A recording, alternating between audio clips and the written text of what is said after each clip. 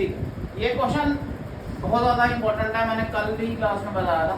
Question बोलता है कि पॉपुलेशन बढ़ रही है 5% एक साल बढ़ी, 2 साल का क्वेश्चन है ये एक ईयर में, ये सेकेंड ईयर में, दोनों बार 5% ही बढ़ी है।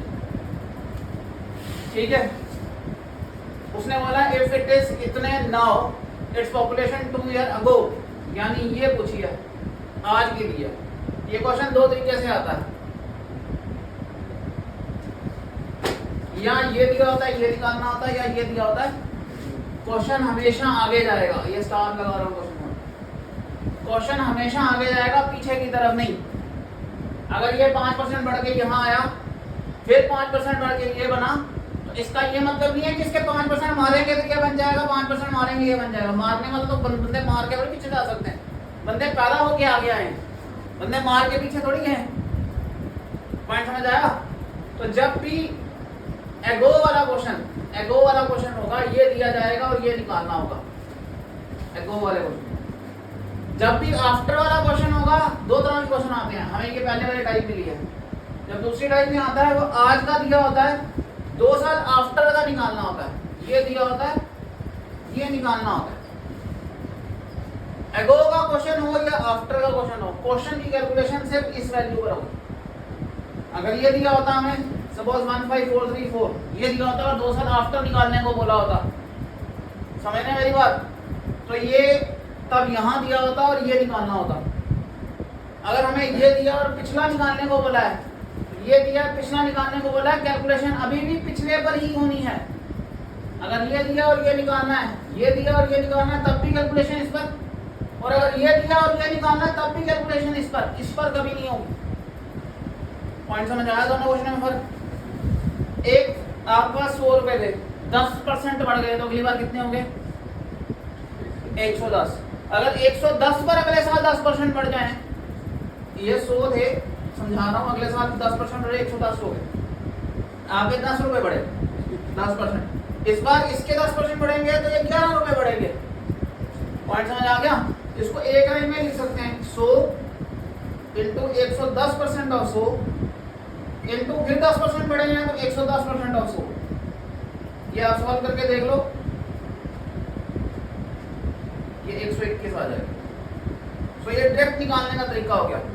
अब इस क्वेश्चन का डायरेक्ट निकालने का तरीका क्या होगा? x इंटू 105/100 अगले साल, और उसका अगले साल फिर 105/100, वो आ जाएगा 143434। x का 105%, ये वैल्यू बन गई। जो ये वैल्यू बन गई, इसका फिर 105%। अब ये 2 तरीके से भी किया जा सकता है। अगर एक बार 5% हो, एक बार 10% हो, तो यहाँ 105/100, यहाँ 110/100। समझ आ रही है बात? अब इसको सिंप्लीफाई करना है। 5 to the 10 5 on the 5 20, 5 to the 10 5 on the 5 20, x हो गया 15434 इंटू 20 डिवाइडेड बाय 21 इंटू 21। ठीक है, 7 3 21, 7 2 14, 7 2 14, और 7 से कटेगा 7 2 14, 14 2 14 नहीं, सी और 34, 7 3 21 ना, ये 7 से कटेगा ही नहीं। ठीक है, आंसर देखना पॉइंट्स में। Answer population 2 year ago was 15435 है, 35 है यहाँ पे भाई, ये क्वेश्चन गलत लिया, ये आ गया 5। ठीक है, 7 to the 14, 7 to the 14, 7 to the 14, 7 3 7 5 35। ठीक है, 3 7 21, 10 3 3 9, 3 5 50, 7 3 21, 7 1 7 7 5 35, 3 3 9, 3 5 50। 35 इंटू 20 आ गया, 35 में 70, 700 इंटू 20, 1400 आंसर आ गया।